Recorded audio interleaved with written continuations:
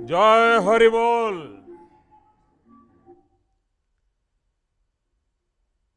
जय हरि बोल। श्री श्री हरिचंद ठाकुरेर 211তম আবির্ভাব তিথি উপলক্ষে সকল পুণ্যার্থী সাধু গোসাই পাগল দৌলপাথী ও মাতুয়া মাইদের জানাই आंतरिक शुभेच्छा अभिनंदन और नमस्कार।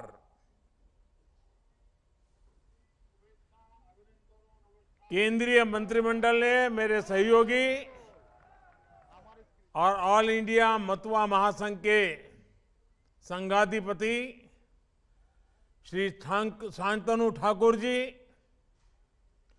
श्री मंजुल कृष्ण ठाकुर जी, श्रीमती छविरानी ठाकुर जी, श्री सुब्रता ठाकुर जी, श्री रविंद्रनाथ विश्वास जी, अन्य महानुभाव और भारी संख्या में मौजूद मेरे प्यारे बहनों और भाइयों, ये मेरा सौभाग्य है कि पिछले वर्ष ओराकांदी में श्री श्री गुरुचांद ठाकुर जी और महान मतुआ परंपरा को श्रद्धापूर्वक नमन करने का अवसर मिला था। आज ठाकुरवाड़ी जैसे महातीर्थ पर आप सभी साथियों से टेक्नोलॉजी के माध्यम से संवाद का अवसर मिला है, आप सबके दर्शन का अवसर मिला है। जब मैं ओराकांदी गया था तो वहां मुझे बहुत अपनापन मिला, बहुत आशीर्वाद मिला और ठाकुरवाड़ी ने तो हमेशा मुझे अपनापन दिया, बहुत स्नेह दिया है। साथियों, ये मतुआ धर्मियों महामेला मतुआ परंपरा को नमन करने का अवसर है। ये उन मूल्यों के प्रति आस्था व्यक्त करने का अवसर है जिनकी नींव श्री श्री हरिचंद ठाकुर जी ने रखी थी।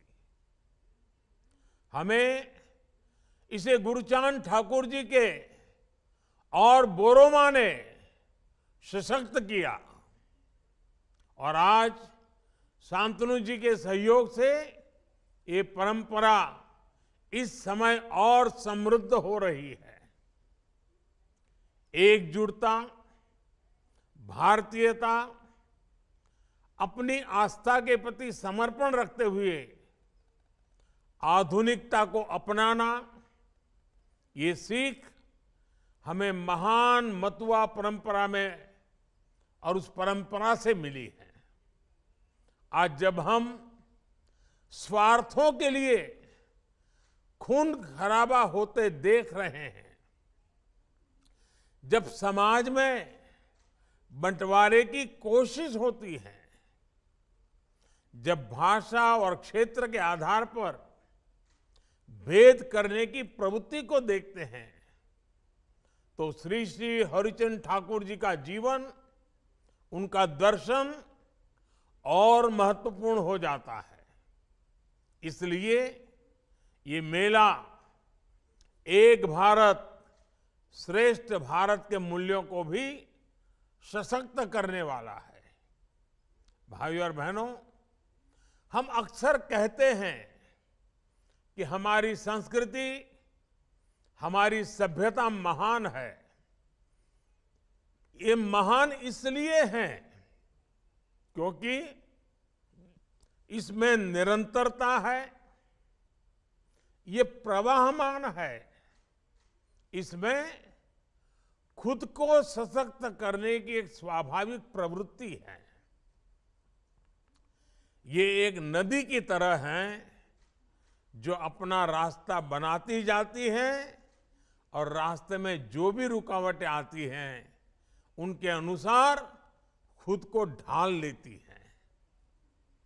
इस महानता का श्रेय हरिचंद ठाकुर जी जैसे सुधारकों को भी जाता है, जिन्होंने समाज सुधार के प्रवाह को कभी रुकने नहीं दिया। श्री श्री हरिचंद ठाकुर के संदेशों को जो भी समझता है, जो हरिलला अमृतों का पाठ करता है, वो स्वतः ही कह उठता है कि उन्होंने सदियों को पहले ही देख लिया था। वरना आज जिस जेंडर सिस्टम की बात दुनिया करती है, उसको 18वीं सदी में ही हरिचंद ठाकुर जी ने अपना मिशन बना लिया था। उन्होंने बेटियों की शिक्षा से लेकर काम तक के अधिकारों के लिए आवाज उठाई। माताओं, बहनों, बेटियों की गरिमा को सामाजिक चिंतन में आगे लाने का प्रयास किया। उस कालखंड में उन्होंने महिला कोर्ट और बेटियों के लिए स्कूल जैसे कार्य किए। ये दिखाता है कि उनका विजन क्या था, उनका मिशन क्या था।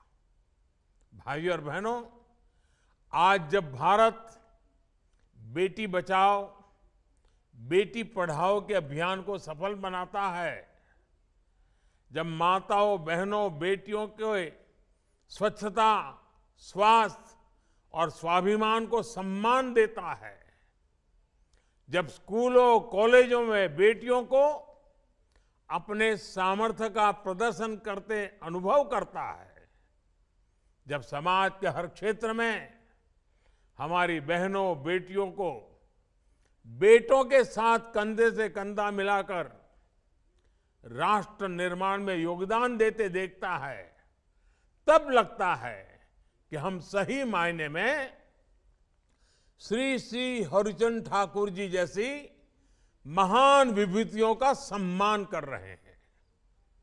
जब सरकार सबका साथ, सबका विकास, सबका विश्वास के आधार पर सरकारी योजनाओं को जन जन तक पहुंचाती है, जब सबका प्रयास राष्ट्र के विकास की शक्ति बनता है, तब हम सर्वसमावेशी समाज के निर्माण की तरफ बढ़ते हैं।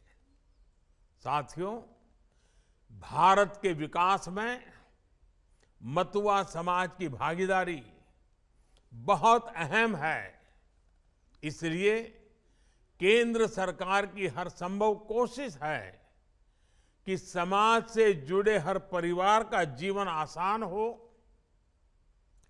केंद्र सरकार की हर जन कल्याणकारी योजनाएं तेज गति से मतुआ परिवारों तक पहुंचे, इसके लिए राज्य सरकार को प्रोत्साहित किया जा रहा है।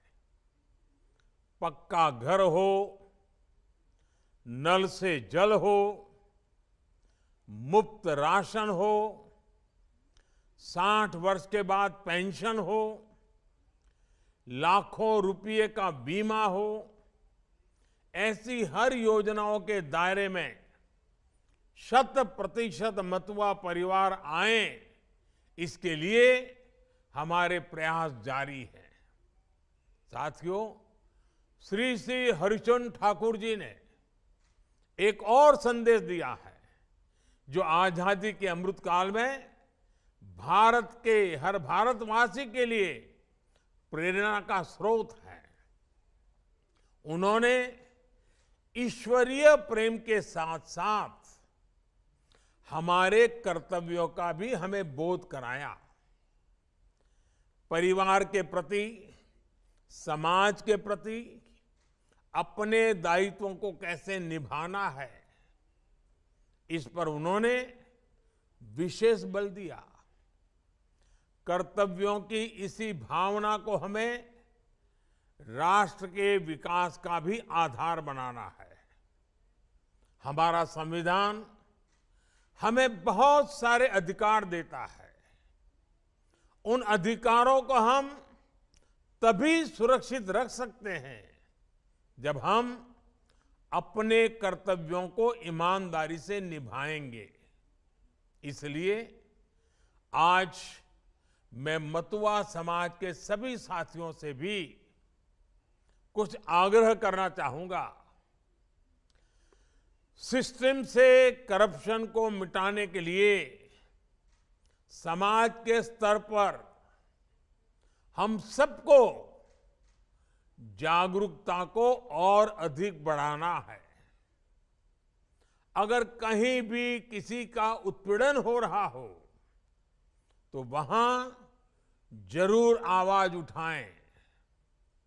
ये हमारा समाज के प्रति भी और राष्ट्र के प्रति भी कर्तव्य है। राजनीतिक गतिविधियों में हिस्सा लेना हमारा लोकतांत्रिक अधिकार है, लेकिन राजनीतिक विरोध के कारण अगर किसी को हिंसा से डरा धमका कर कोई रोकता है तो वो दूसरों के अधिकारों का हनन है।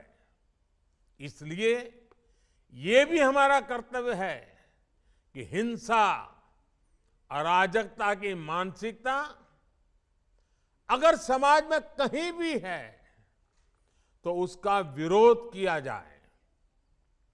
स्वच्छता और स्वास्थ्य को लेकर अपने कर्तव्य को भी हमें हमेशा याद रखना है। गंदगी को हमें अपने घर, अपनी गली से दूर रखना है। इसे अपने संस्कारों में हमें लाना है। वोकल फॉर लोकल, इसको भी हमें अपने जीवन का हिस्सा बनाना है। पश्चिम बंगाल के भारत के श्रमिकों का, किसानों का, मजदूरों का पसीना जिस सामान में लगा हो उसको जरूर खरीदें।